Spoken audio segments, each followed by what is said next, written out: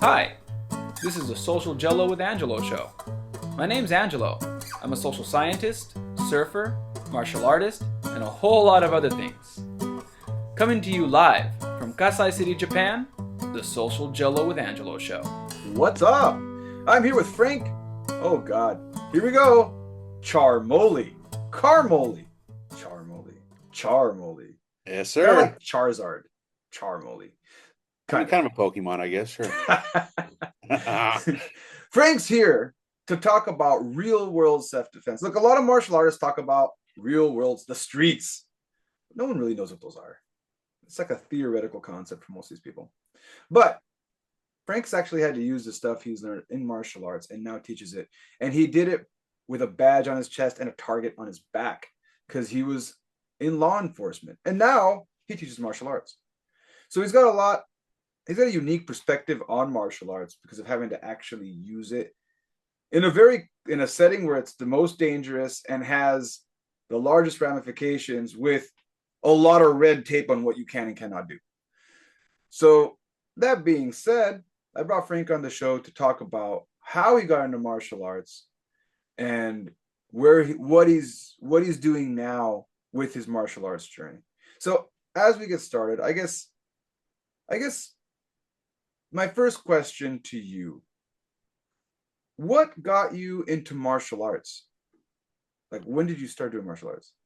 I don't know what got me started. Well, it was my mom. My mom got me started, and in judo, actually. We had a community center in the town I grew up in California, and I don't know how we ended up there, but I started taking judo.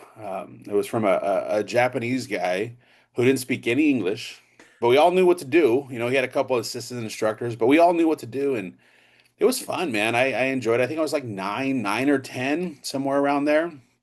And I can still remember like doing rolls and jumping over people and doing like a front roll or a shoulder roll.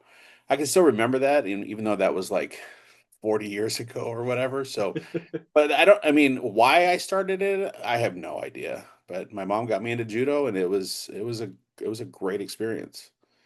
Cool. Yeah, it was pretty cool. So you're doing judo, and growing up doing judo, how did you transition to any other styles, or how long did you do judo for? Yeah, so I mean, I don't know how long I did. I got to orange belt in judo, so however long that took, I have no idea again. But I did switch. So in this community center, there was we had the judo class, and then you could hear down the hallway like kiais and stuff like that. And I remember one day after judo, we walked out. Me and my mom walked down the hallway, and there's a kung fu class right down the hall. And so I was like, "Oh, that's cool." They're like punching and kicking each other, and they're having a good time. And so she signed me up for the kung fu class, and so I did that for years, up through all the way through junior high. I did kung fu, and then he also taught Muay Thai on the side. So I did kung fu and Muay Thai with the instructor. And then of course I got into high school, and that kind of everything kind of goes away when you get into high school. You start doing other things. But yeah, the kung fu was fun, man. I was young and flexible, not now, but I was then, and I could do kicks and spinning kicks and Well, all this cool stuff. it's funny 'cause a lot of people talk shit about kung fu, but Yeah. like I had a guy named Conrad Bouillon recently, and he started his journey from Taekwondo to kung fu, and then later got into Muay Thai. And a lot of the stretches, warm-ups, dynamic movements from Yeah. kung fu look very much like what in the MMA community they're calling dynamic movement Yeah. classes, which I Yeah. saw GSP, George St. Pierre, was doing this Mhm. thing called dynamic movement course. And he was doing jumping insides, jumping outsides, cartwheel flips, all the stuff that I see in any type of wushu kung fu class. Yeah. And I think what gets people all their panties in a bunch is is the whole traditional aspect of Chinese kung fu, Yeah. and a lot of if you get a little too far into the woodwork, they'll start getting a little more into the bullshit where they talk about chi Right. and they're gonna disrupt you. I think that's Yeah. where people get all. But like if you just look at the practical application, like you said, Yeah. it makes you flexible. And as you know, if he's mixing Muay Thai in, for your high kicks and Yeah. everything, it's gonna give you more power for your Oh kicks and man, all that stuff. high kicks are great. I love them. The clinch and all that stuff's fun. I actually Kung Fu is funny. We kind of got on that track for a second, but I got So we had a seminar today. I had my stick and knife guy come. He flew up from California, and I had him come teach my students. And I have a friend. He's a ninth degree Kaju guy. He's a grandmaster, and he came up from Tucson with one of his students. But anyway, this guy's a kung fu guy. He's a Hungar kung fu guy, and he's been doing it for like 40 years. And he was kind of showing stuff, some pretty cool moves. But I have a guy in my school that teaches Hung Fut, Shaolin Kung Fu, and he's been doing it for like 35 years. And he's an older guy. He's like 60-ish maybe. Dude, this guy's so flexible. Like I'm watching him, and he's like kicks are high. He's doing. I'm thinking, man, I can barely get my leg over my hip at this point, you know. But it's interesting how the flexibility and all that stuff remains in that kung fu style. It's very interesting. Yeah, yeah, no, Yeah. definitely. So you got to high school, and now you're reaching a topic that I talked about recently on one of my shorts, where I said, "Hey, why do people quit?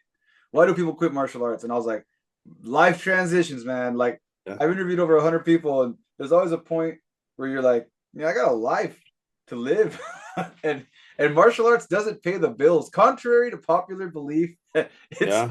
if I want to finish my degree, if I have other stuff I have to do, yes, opening a school and going in that track can pay your bills, but as you're going through your journey, there's that balancing act you got to do Yeah. where, well, it takes a lot of time to develop skills in martial arts, and it takes a lot of time to finish school. So Yeah. Yeah. Well, I got to, I got out of junior high and stopped, and it became girls and cars. That was that was the thing. I mean, in reality, I had to work so I could have a car and, put money into the car and, girls. And that was all the kind of theme through high school. So yeah, I mean, I played baseball up till high school, and then I stopped because it was girls and cars. Like that was the focus. I mean, I'm a 14, 15-year old, I'm not that's yeah, normal stuff, right? that's normal stuff. Girls and cars is kind of what your Yeah. brain is kind of pumping in Oh yeah. there with the It hormones went going. crazy there for a little Yeah, while. it Yeah, might start with absolutely. girls, but then the second they want to get somewhere, cars is Yep. immediately the second. Yep. I think for me it was the opposite. It was I had a cool car. So I grew up in California, kind of Central Coast and lowrider. I grew up in a predominantly Hispanic community, and I was one of the few white guys, right? So lowriders, I loved lowriders. So, you had a lowrider and, sound system, big bass and, wire wheels and the whole deal, candy paint jobs.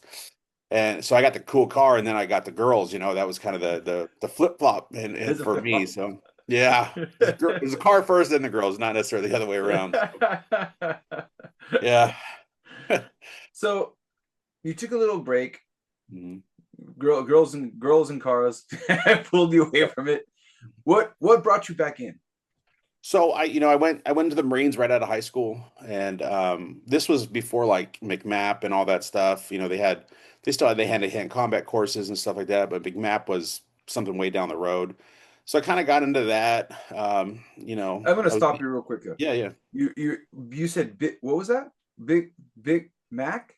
What? Oh, McMap, McMap? the I Marine don't Corps know. Martial Arts Program. Oh, you don't know what that Okay, I is? don't know what that is. Yeah, if I Yeah, don't know what that is, I'm pretty sure some of the people yeah, watching were like, "Whoa, possibly. wait, what?" Can you So that I explain mean that? that's a big thing now, the McMap program, Marine Corps Martial Arts Program, and they actually rank belt wise in it. So you can go from I don't know what it is because it was after me, but I think you go from like a tan belt and you can go all the way up to a black belt with an instructor tab, and you wear that on your uniform. So you have, under your top, you have your web belt, and it's color coordinated to whatever your rank is in the Marine Corps Martial Arts Program. Oh, And so, actually, you've had Carlos on here, De Valle. yeah. He's very familiar with the McMap program. He was big into the McMap program, and so, but yeah, like I said, it was after my time. We had hand-to-hand combat type training, but nothing what they do now. Oh, okay. All right. Yeah, So thanks for clearing that up because yeah, absolutely. so they didn't have that program, but you're doing some sort of martial arts basic training when Yeah, you.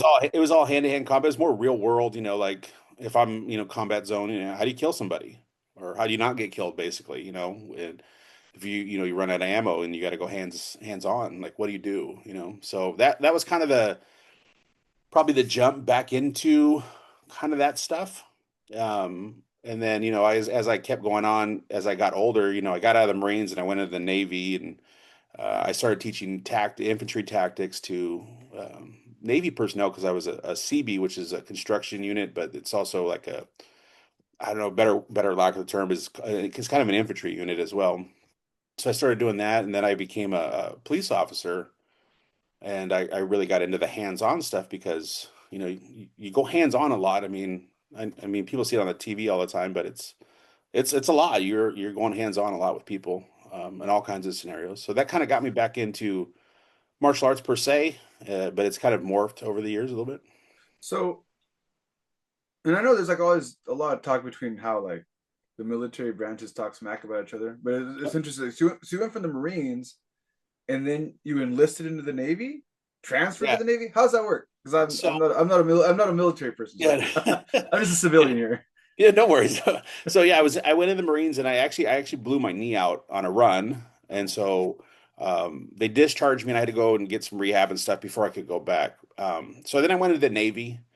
I went into the Navy Reserves, and I did 3 years in the Navy Reserves. And then, actually, funny story is, so right as my contract was up, I actually went into the Air Force right after that.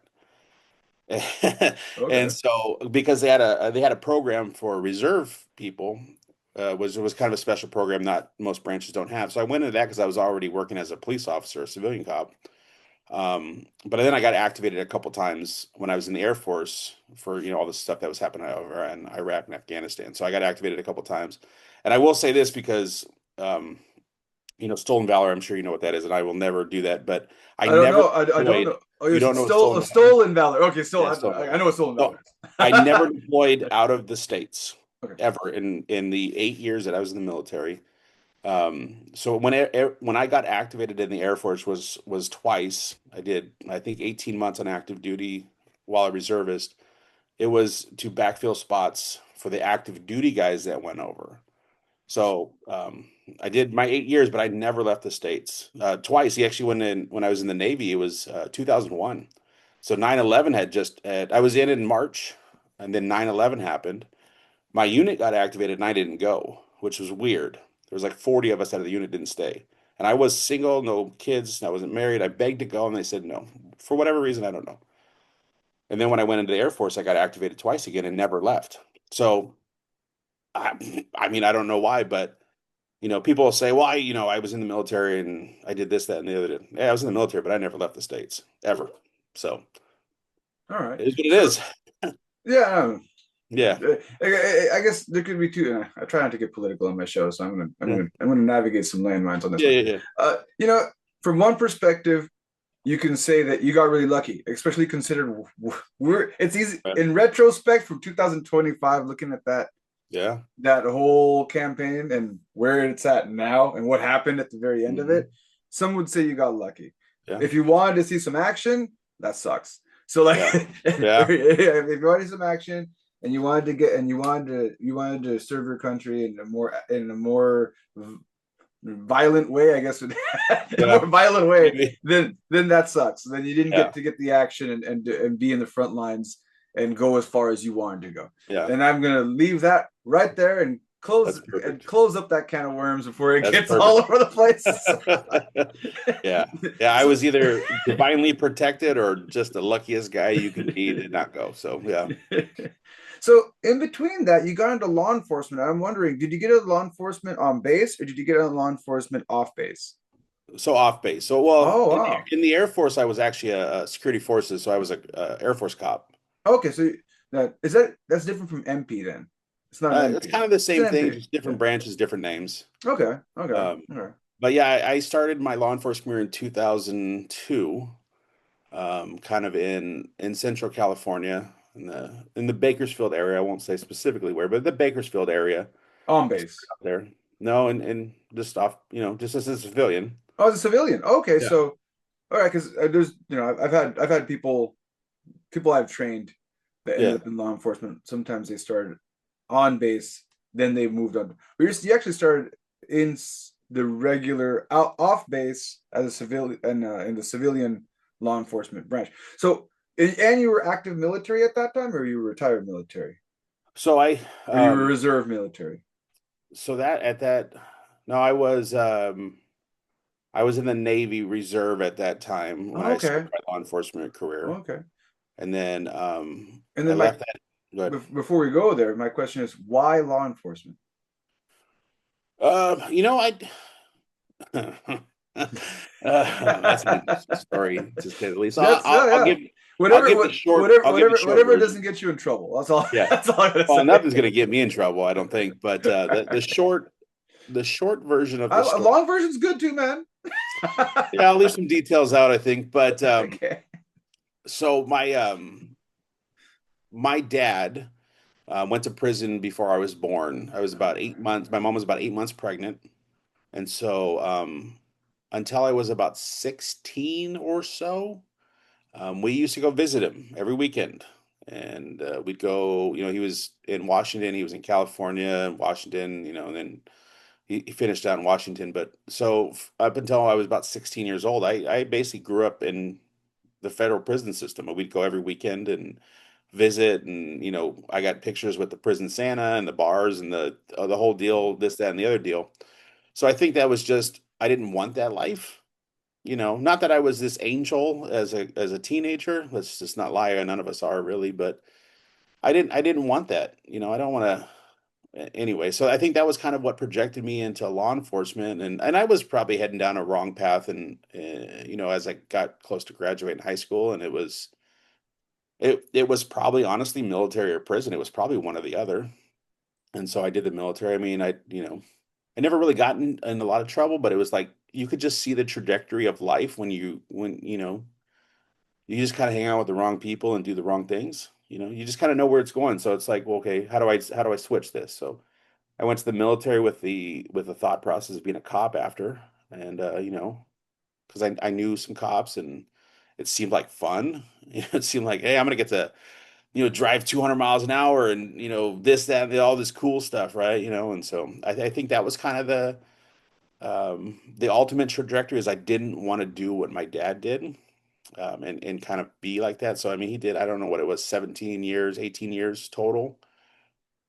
I didn't want to do that. And I You know? think before we get more into the law enforcement part and what you are going to like, I think what a lot of people don't understand when they don't grow up I grew up in a violent neighborhood. I've talked about this a lot on my show, and it sounds like you lowriders sounds like maybe you were in the same kind of neighborhood. Yeah. And what happens when you grow up in a really violent neighborhood, people don't understand what it's like to hear gunshots every other weekend or every weekend.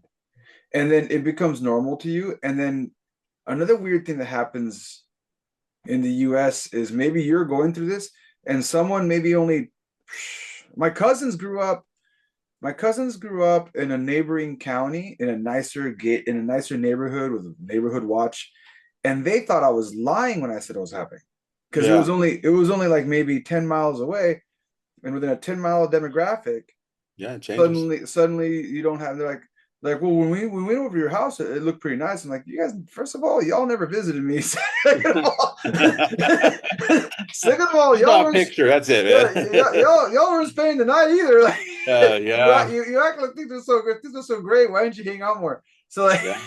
and it was because of that. Like every other weekend, and what that does, it puts you in a zero sum lose game. Yeah. Um, Either you fight everyone, which is what I chose. And I remember talking to a kid about trying to, I was in a gang prevention program in college, and I was telling this kid the same thing. I said, you have two choices, man. Either you fight everyone, and that's what I chose. And I don't know what to tell you because he was telling me he was going to get jumped the next week. Yeah. They were gonna jump him in. His cousins were gonna jump him in the gang whether he wanted to be in or not. And I'm like, well, you're in a lose-lose situation because either you decide to say you're gonna fight everyone every day for the rest of your life until you get out of the neighborhood and get away from your family, because a lot of times sometimes your family are involved in it. It is absolutely.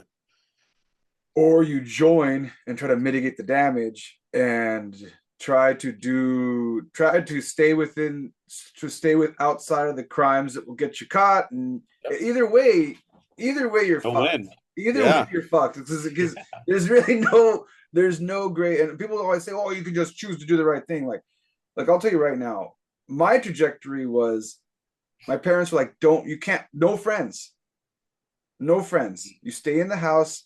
If I leave the house, it was like a quick route where I knew I wasn't going to get jumped and get ready to fight on the way there to get a snack at 7-Eleven, come back, stay in the house. And that's like my whole life. So like, the only options were, because if you make any friends, the second you make a friend, even if they're not directly involved, they're in that same zero-sum game, you're going to get involved no matter what. Yeah. And the best way to avoid it is to not make any friends, which puts you in a really, or make friends.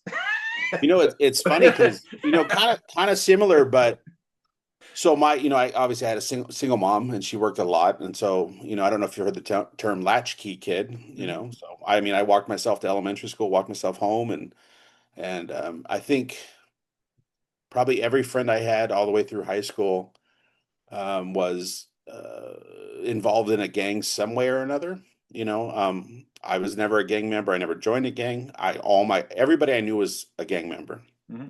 I remember, well, this was junior high, but I was hanging out with a bunch of Filipino guys that we were in that Muay Thai class together, and they were all gang members. And they said, "Hey, we're gonna go jump this guy in," and they took me with me, and I watched this jump in of this Filipino gang, and they don't do that. But I was never a gang member, but I was the guy that always hung out with everybody. Like all the gang members knew me, and I didn't pick a side, and whatever. I was just there, but.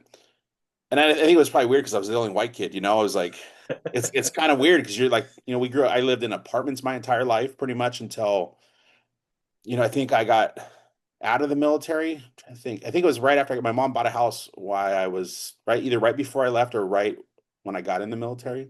So, I grew up in an apartment. We lived behind a bar, like literally second story apartment, bar literally in front of our patio. And we'd watch people get stabbed out there, fights, just all kinds of craziness, and it is what it is. You just gotta you do what you do to survive, and then you make a life for yourself somehow, but you Yeah. gotta make a choice. No, like, and I'm Puerto Rican, and in the neighborhood I was in, I was the only Puerto Rican in the neighborhood.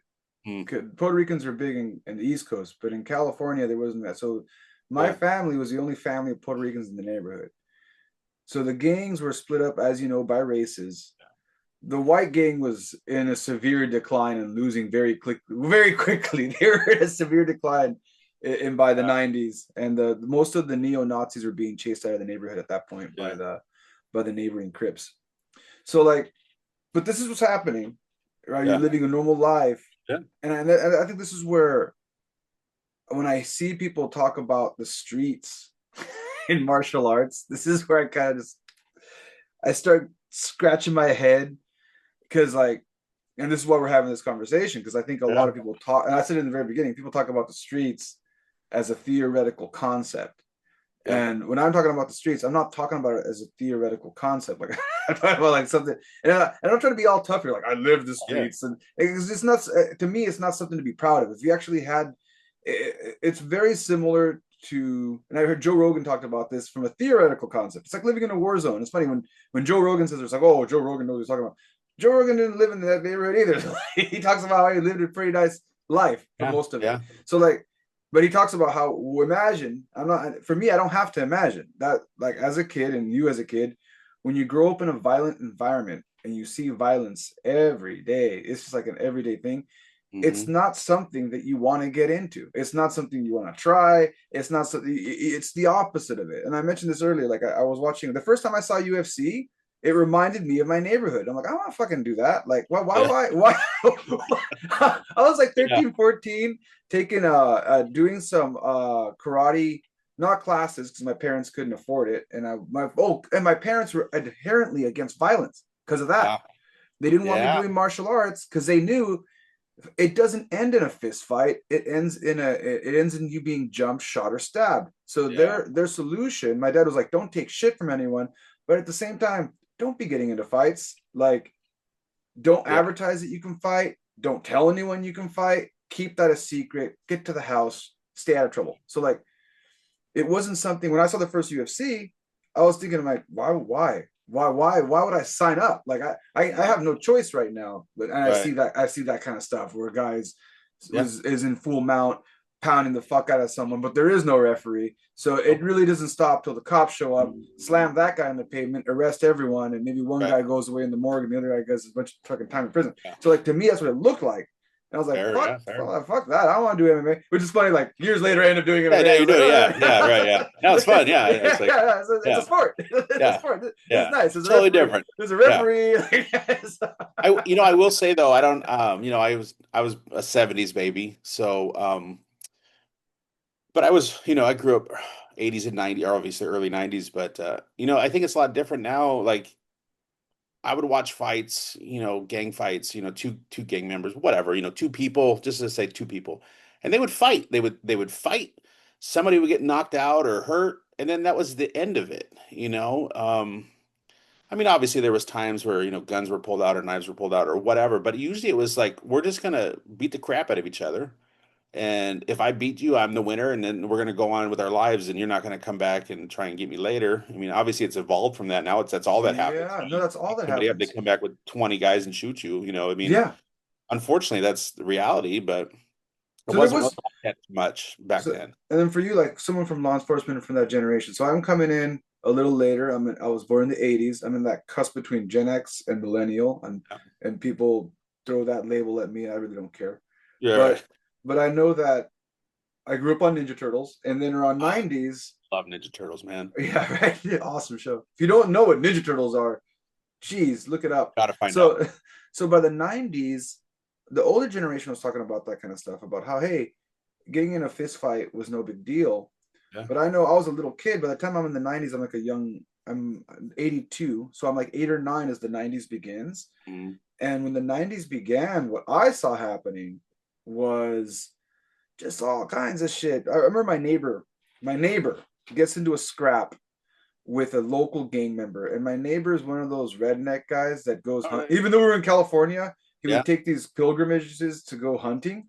He was a Yeah. hunter, and it was like he was the only hunter in the neighborhood. He was also one of the few white guys in the neighborhood. Yeah, yeah. So, There's always one, right? There's always one. And he was a hunter, so obviously he's got a lot of guns. Yeah. So he gets in a scrap with a gang member, and it wasn't even him. Like he had some of his friends. His friends were getting drunk in the front yard, and a gang member walks by, and one of his friends like, "What the fuck are you looking at?" And there it starts, and they start scrapping.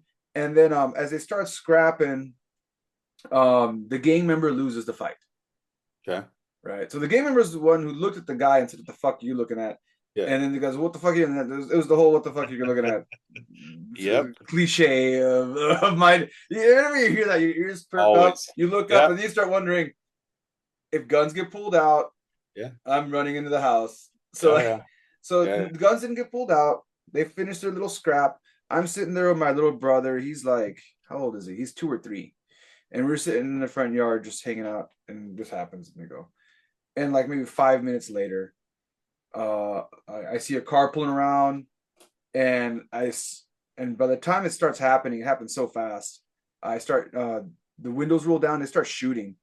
Mm-hmm. And now that I think about it in retrospect, I was trying to figure out how bullet holes ended up in my house. And it was because the neighbor came out and started shooting back. Oh, really? Wow. Okay. Because he's a hunter. Yeah. So he comes out and they have a shootout.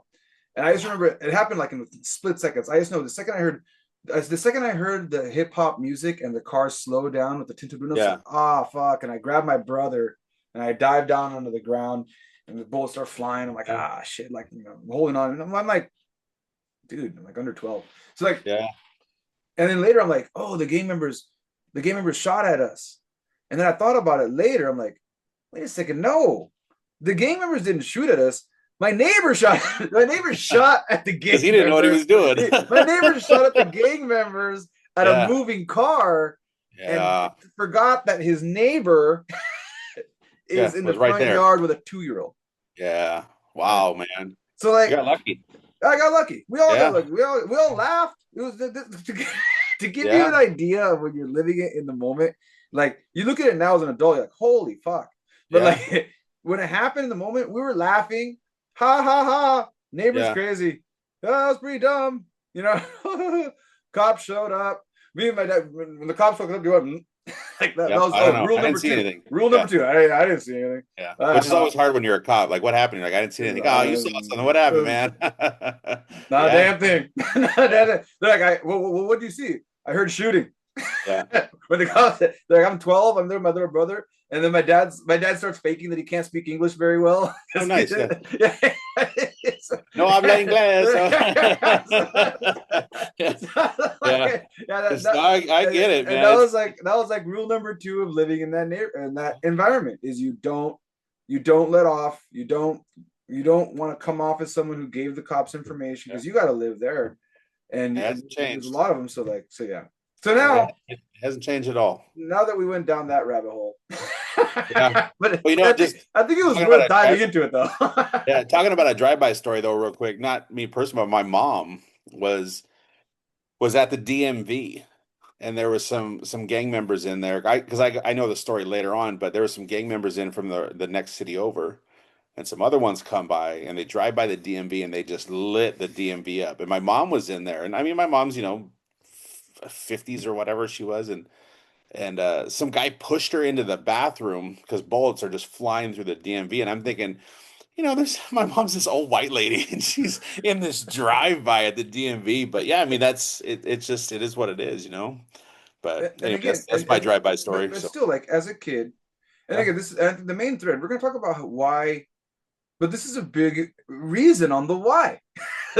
Why am I talking about all this? Because I didn't join law enforcement or the military, but I can really relate to the idea of wanting to get the fuck out of that environment, like, and having that feeling like that dichotomous choice. If I keep going this trajectory, I'm going to have to join that life, Right.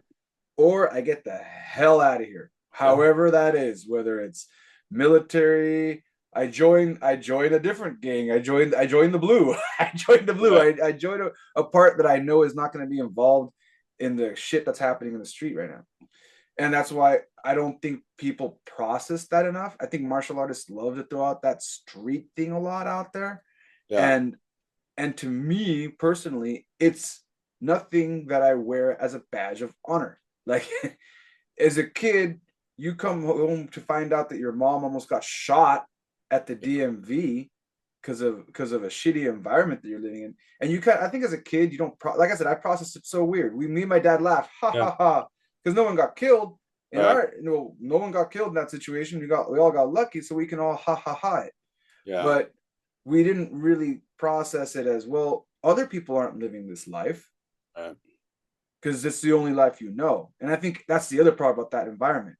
It's when you live in that environment, everyone's living that same life, and they don't imagine there can be a different life. Right. Yeah, they just see what's right in front of them. They can't see that, 5 years on the road or, whatever. They can't see past the gate. They can't see past the damn block. Yeah.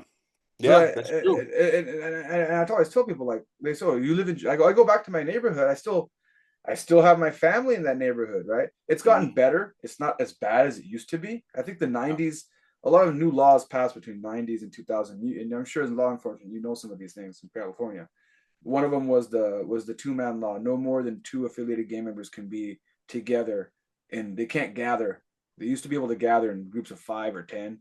And now in my neighborhood, they passed a law where it was no more than 2. They don't need probable cause. So they passed a law in my neighborhood. The gang enforcement passed a law in my neighborhood, particularly, that said that if more than 2 known affiliated gang members or people with prior records are congregated, the police officer can ask you what you're up to. Interesting. I wonder if that was like a county. It was ordinance. It was a county ordinance thing. Yeah, it was not like a state law, but it was a. And after that, they put a police station right next to my house, because that's all the shit was going on next to my house, because there was a church where they put a little police box there to calm it down. But what it comes down to, though, is those people, again, when I tell them when I come back, they're still there. They're still doing what they do in a more underground way, but they're always like, you're in Japan? Because to them, the idea of just leaving the county is like impossible. A foreign concept, right? Yeah. Leaving just a county. Japan's like saying I went to a different galaxy for these people. You're an astronaut. Yeah, I'm an astronaut. I made it through the space program. Like, that's awesome. Jeez. So, that's the why. And I know you're like you were trying to downplay the why you joined law enforcement, but I understand that why very well, too well. Yeah. So you get into law enforcement, and now you're in the thick of it. How do you balance that? How, like, did you, was it one of those things where you were just caught, you not something you really thought about because it wasn't in the forefront of your memory, so you just kind of Yeah. plowed forward, or how was that? Um, like getting into law enforcement versus the background, or what are we Yeah, talking like, about? with that background, now you're Yeah. in law enforcement. How did that, or did it at all play a role in how you approached your job?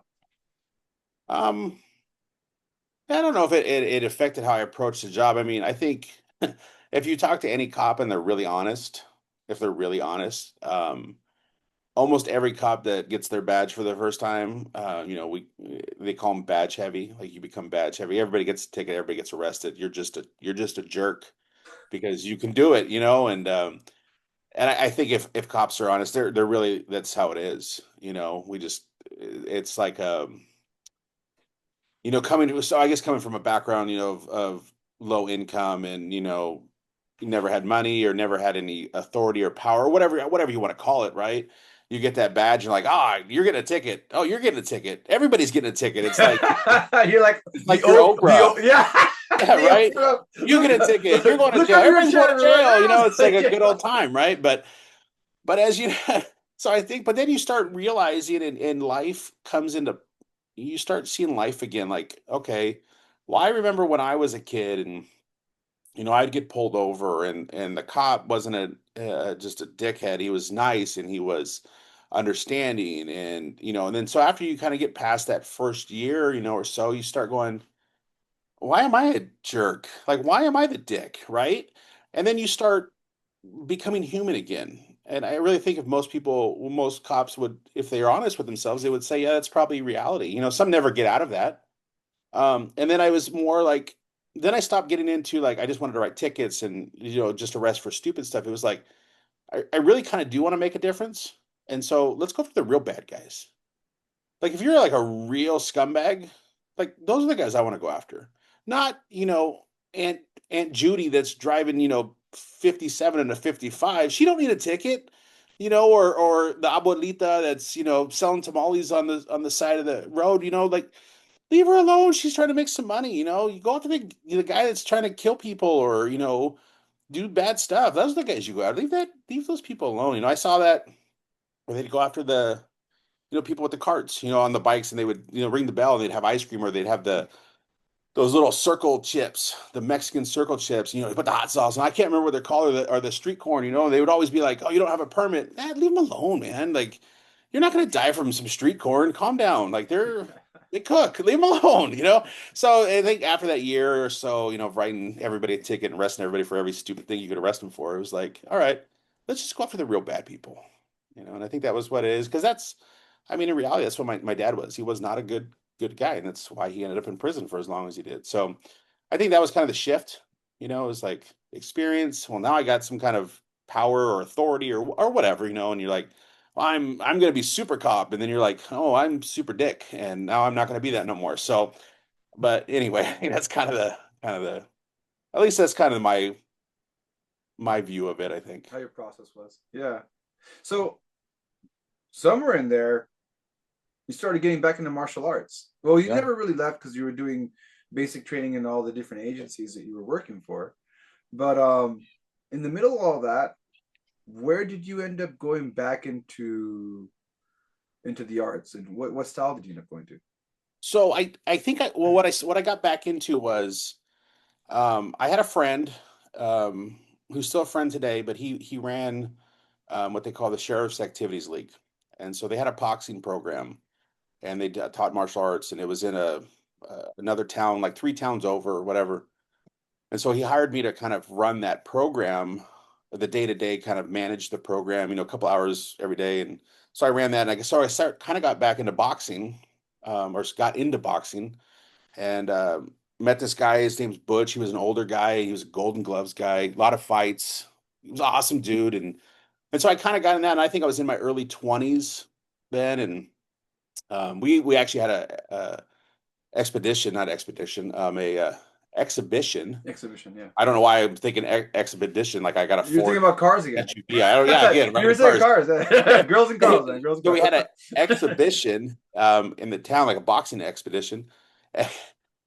You know what I'm saying? Whatever. I can't say Exhibition. it. Exhibition. Whatever. It's okay. We Yeah, got okay, it. We cool. got it out of the way. It's exhibition. And we had Chuck Liddell come, and that was kind of a cool thing to meet him, even though he was from the local area. He was from where I was at, but it was cool to have him show up to this, and we had a lot of boxing, and so I kind of got back into that. I will say this though, with the boxing, I was a pretty well built young man at the time, and I sparred with this 16-year-old, and he was a phenomenal boxer, and I wish I could remember his name, but I have never in my entire life been hit as hard as that kid hit me.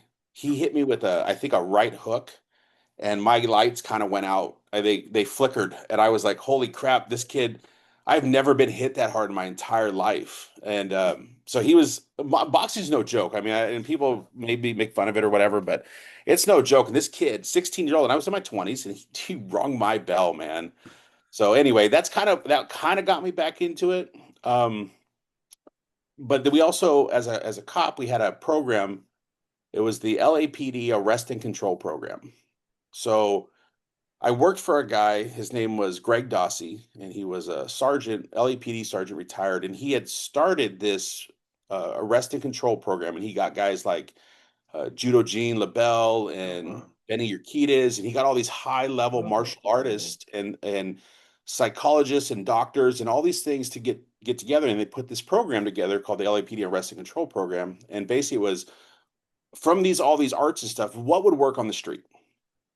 And so I really got into that. I became an instructor, arrest and control instructor when I was a cop, and I worked with some really great officers that were high-level martial artists.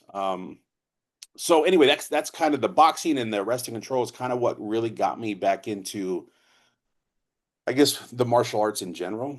And then as my time and life progressed, I got into Shido-ryu karate. I did that. I trained with a guy who was I think he was a 7th degree, and he was under Kenwa Mabuni's son. I think it was his son. So under the founder's son, he was kind of under him in the lineage, whatever. I know lineage is, it's up in the air. Is it good? Is it not good? Whatever. But anyway, that's just where he was at. Right? He was a legit karate guy. Yeah. So for anybody who comes from an style, he's a legit karate guy. Yeah. So I did that, and then I kind of took a break again because life. Again, I got married, had kids, and life kind of happened, and then life went to transitions, man. Yeah. I told you transitions. Earlier, those transitions between. I always say it's high school, college, get married, girls and cars, and then kids. Yeah. You don't really think about the idea. If you get enough girls, you're gonna end up with kids. Yeah. Those are facts, man. And it's actually got I have 4, and my 3 of them are adults. I have 1 that's close, but my one boy is leaving in 2 weeks. He's going into the military. So following in Dad's footsteps. He wants to be a cop, and I'm trying to talk him out of it, but I don't think I will. Anyway, that's neither here nor there. But yeah, so I got married and kids, and I was in the military, and did some that Shido-ryu for a while, but then it just kind of life got in the way, like it does when you got bills and more bills to pay. Kind of got in the way. So stopped doing that, and then we moved out here to Arizona, and I got into the style that I am now, which is Kajukenbo, and I've been doing that ever since. And I ain't no stopping unless I'm dead now. So that's awesome. So you got into Kajukenbo from there, but by the time you got into Kajukenbo, you already done some boxing, you already did some grappling, you already did some kickboxing, because like I said, the names you were dropping for that program. You have Udriguez. I always mess up his name. One more time, Udriguez. Benny Urquidez. Benny. One more time. Urquidez. I think it's Urquidez. No, Urquidez. You're saying it right. I always say it wrong. Yeah, I always think I'm saying it wrong. I always say Rodriguez, and it gets me a lot of trouble, people. Gene LaBelle in boxing. That's pretty much, you got your boxing, your kickboxing, and your judo. And when you were younger, you did some kung fu, so you already have some of the kung fu. So like that Kajukenbo acronym was already there. Do you Yeah. mind? Do you mind talking about what branch of Kajukenbo you jumped into? Is that So I'm an Ordinez Kajukenbo okay? Ohana guy, All right, cool. and um, I had my instructor out here was a professor, 8th degree, and I'm currently under a grandmaster out of Colorado. As I've opened my own school, so now I'm under him. I'm actually the recently again I was the vice president for a few years, and I'm back as the vice president under our successor. So our 10th degree great grandmaster Jason Groff. I'm under him now. He's the president again, and I'm vice president. So we're trying to take the OKO in a new direction. Oh, And cool. so I'm as I think I'm as involved as I can be right now Yeah, with that's pretty life, involved. but yeah. Being vice president of an organization is pretty damn involved. I stay away from that stuff. Well, there's I will say this. This is probably the least political organization that I've ever been involved in. And there is some amazing martial artists in the OKO, in Kajukenbo in general. I mean, I don't know a lot of Kaju guys outside of the OKO. There's, some of the KSDI guys I know, but the guys that we have in the OKO are come from all backgrounds as far as Kaju or other, BJJ or whatever, right? And they're just, we have a thing every year, a gathering, and the training is top notch, and I get to meet people from all over the country, the world. We had 2 years ago, we had a huge group come from Spain, Kaju guys from Spain, and that was amazing to learn from them, and so yeah. So, and I mean, I know a few Kajukenbo people, but what I can say about the Yeah. OKO, what I can say about the OKO is I've never seen any drama happening at the organization. So I've never seen anybody have any drama with the OKO or vice versa in my time of watching and observing Kajukenbo. So it's definitely an awesome organization. Yeah, So before it's honored to be part of them for sure. so before we wrap up, Mhm. if people want to train with you, Yeah. where can they find you? So I'm in the East Valley, Mesa, Arizona. They can grab me online. It's ontherockmartialarts.com. That's the website. They can reach me at frank@ontherockmartialarts.com. It's my email. It's the easy way to find me. And so yeah, I do. We're looking at expanding it. Like I said, when we were off earlier, I'm taking this full time. So this is all I'm doing right now. So I'm going full time, and I got kids classes, I got adult classes.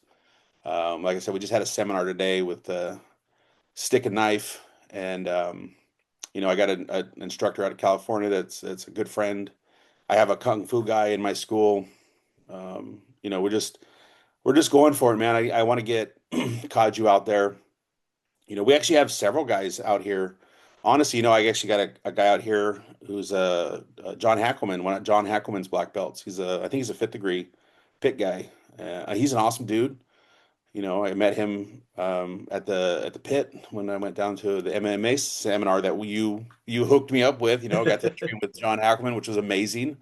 Funny story. I know we're getting close to wrapping up, but I worked as a cop probably 15 minutes from John Hackelman's school, and I obviously knew of him, and but I never trained. I never went and trained. I went traditional versus that, and I'll say this because I know you got people from all over that listen to this and backgrounds and stuff.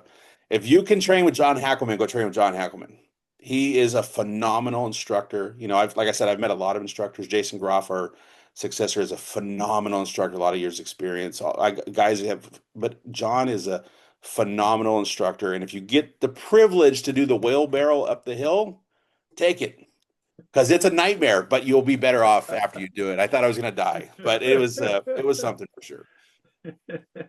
and yeah, for those of you, and I always say this, like uh sometimes people can be intimidated. For those of you who don't know who John Hackelman is, because I'm making an assumption here, some people don't know who John Hackelman is, and that's Chuck Liddell's coach. So like some people can feel very intimidated to go to he ran America's top team for a while there. America's top team was having him come in to coach their fighters. Mhm. So it can be intimidating. I understand. that it can be intimidating to walk into that kind of environment and think, I'm getting the shit kicked out of me right now. But to be honest, he's one of the nicest people you've ever met. And he doesn't care about your level or what your background is. All he cares about is that you show up and you put in the work. That's all he cares about. And he adjusts to your level. So if you're just a regular martial artist in that area, the pitmartialarts.com is the website he uses for that. If you're not, he also has the pit.tv where you can sign up for online classes, the pit.tv. This is the sign in, really good. The pit. At the pit.tv, he has his online program where you can train online. So if you're interested in that, that's right here at the top one here, the pit.tv. And it talks a little bit more about different programs he has. He has a black belt program as well as just instructionals if you're interested in that. Yeah. But go ahead. So it's funny though, I'm not that rank or anything matters, but a third degree, and I'm going through the online class at Hackelman's because the material is phenomenal and I can incorporate it into. I'm an OKO guy. I will be an OKO guy. Doesn't mean I can't learn from somebody else. Doesn't mean I can't learn from a phenomenal instructor who, John Hackelman's a Kajukenbo guy, right? He's a Godine lineage guy who's, if you're a Kaju guy and you don't know Godine and some of that stuff, get the black rope. I'll plug David Tavares' book as well. I just interviewed Eugene last week. So yeah. You want to know more about Eugene Cedeno. Yeah. He goes really far into the Godine lineage. So it's like, I think we isolate in our art and say, well, I'm just this. No, go train. I got a stick and knife guy in California. I've trained with John Hackelman. I don't care who you are. I think as martial artists, no matter where we're at, we should always have a white belt mentality. Because there's always somebody out there that's better than you, that knows more than you, and somebody that can kick the crap out of you. So why not learn everything that you can? You don't have to rank in everything, but you can take a piece from this and a piece from that and add it to what you already know and make yourself a better martial artist. And why reinvent the wheel? Right. Like you could go through the trial and error process of seeing what might work, right? Because it's one thing to train yourself. And now we're kind of stepping into another topic, and I promise I won't drag everyone into another hour for this. But when you're training for yourself, you can be selfish and only work on things that you love, that you know will work for you. But when you're teaching other people, the variable is you don't know. I know as a 180-pound man what is going to work, and who's been doing martial arts for the last 20 years, what will and will not work with bad knees. I know what will work and will not work for me. There are things I know will work and will not work for me.